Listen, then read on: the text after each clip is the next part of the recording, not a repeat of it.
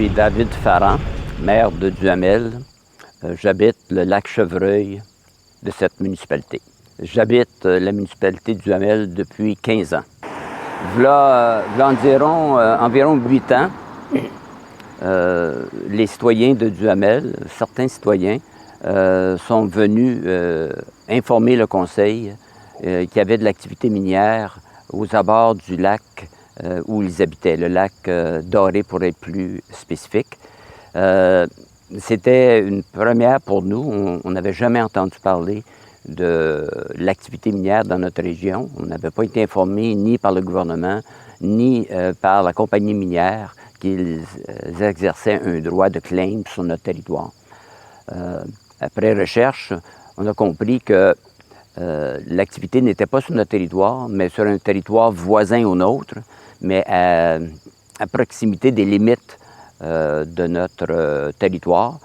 Donc, la municipalité voisine ayant été informée, la compagnie n'a pas cru bon d'informer la municipalité de Duhamel, malgré le fait qu'on avait des résidents en grand nombre là, à proximité de la mine. La situation actuelle des claims au Québec, c'est une situation grandissante, puisque le gouvernement et l'industrie minière ont identifié le sud du Québec et plus particulièrement l'Outaouais et les Laurentides là, comme étant un territoire propice à l'exploitation des matériaux critiques ou stratégiques pour les produits miniers. L'incompatibilité des minières dans notre région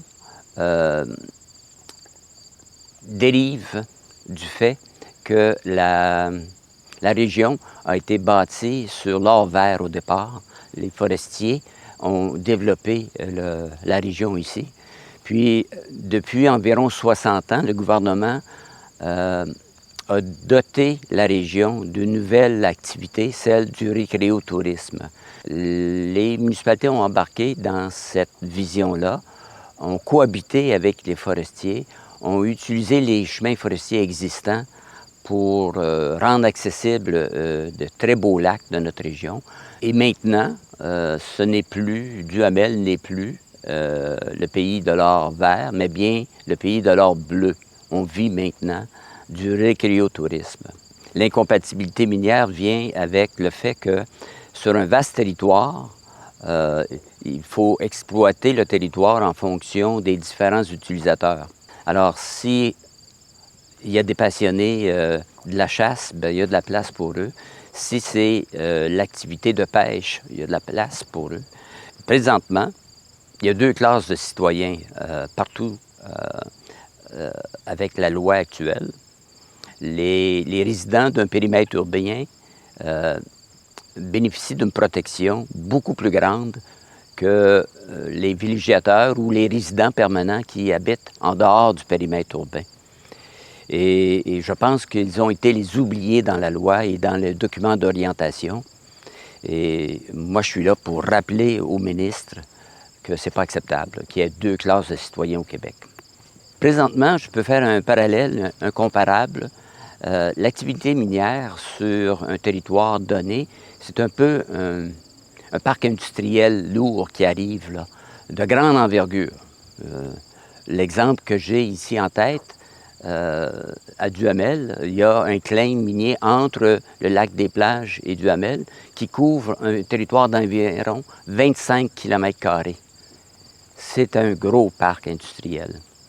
Il n'y a pas une municipalité qui penserait d'aménager un parc industriel sans penser à l'acceptabilité sociale et au conflit d'usage. Alors, on choisit les endroits pour un parc à l'intérieur d'une ville. On peut faire de même pour les mines sur un territoire donné. Duhamel, c'est d'abord la villégiature. 80% de nos contribuables sont soit des villégiateurs ou soit des résidents permanents qui vivent sur le bord des lacs. Alors, la villégiature, pour nous, c'est notre moteur économique ici. Et il en va de même pour le territoire. Notre territoire est public. 80% de notre territoire de Duhamel est sur terre publique. Alors, si je tente de gérer un territoire, je ne peux que gérer avec les règles municipales 20 de mon territoire, puisque le gouvernement me dit, M. Farrand, vos règles municipales ne s'appliquent pas sur les terres publiques. Et ça cause problème avec l'activité minière, entre autres. Le problème avec le fait que les mines veulent s'installer sur les terres publiques, c'est que les règles du jeu ne s'appliquent d'une façon différente. Et 80 de notre territoire étant public, les mines peuvent appliquer ces règles-là sur les territoires publics. Un exemple typique ici à Duhamel, c'est que les lacs ont été développés que par secteur. Et l'activité récréo-touristique se situe souvent sur une seule face du lac qui était accessible par voie et un grand pourcentage du contour du lac est encore vierge.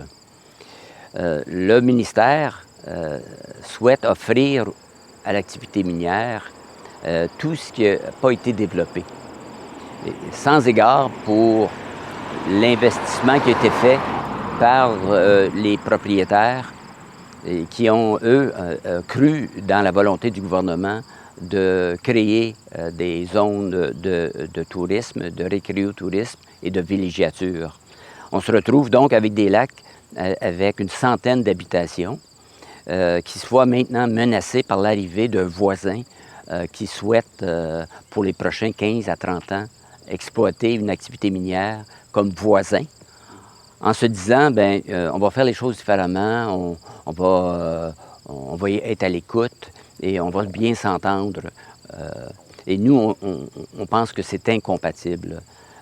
L'exploitation minière, au mieux, se fait avec de l'activité mécanique, les explosions, des débris, 24 heures sur 24.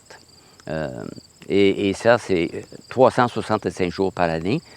Et ça, c'est des propriétaires de claims qui disent qu'ils veulent faire les choses différemment.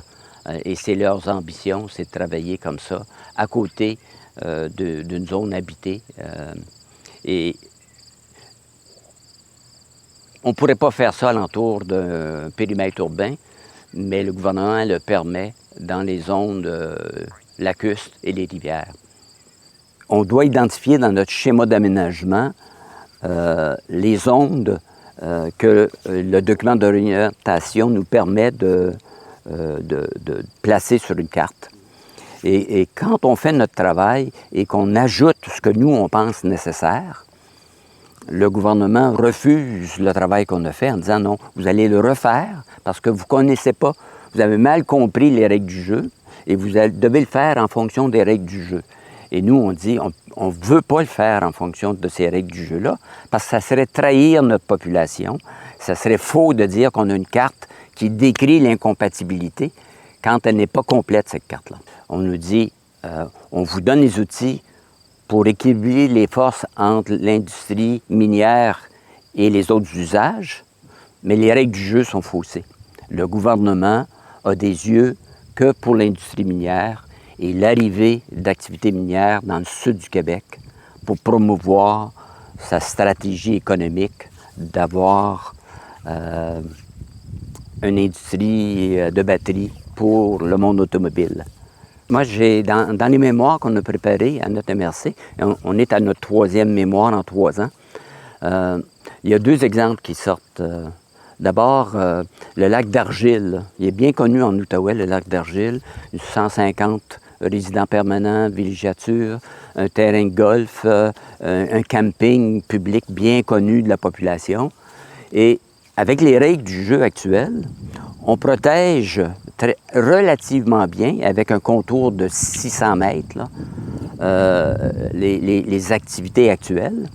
Mais il reste à peu près 40 à 50 du lac sur le côté est du lac qui n'est pas protégé. Alors, l'activité minière peut être claimée dans cette région-là. Bien entendu, la population du secteur nous dit bien, il n'y a pas d'acceptabilité sociale pour une mine au lac d'Argile, aux abords du lac d'Argile. C'est très, très, très évident. Et on dit au gouvernement, bien, voici un exemple, et il y en a d'autres exemples comme ça là, partout sur le territoire, des lacs qui sont menacés de l'arrivée de l'activité minière.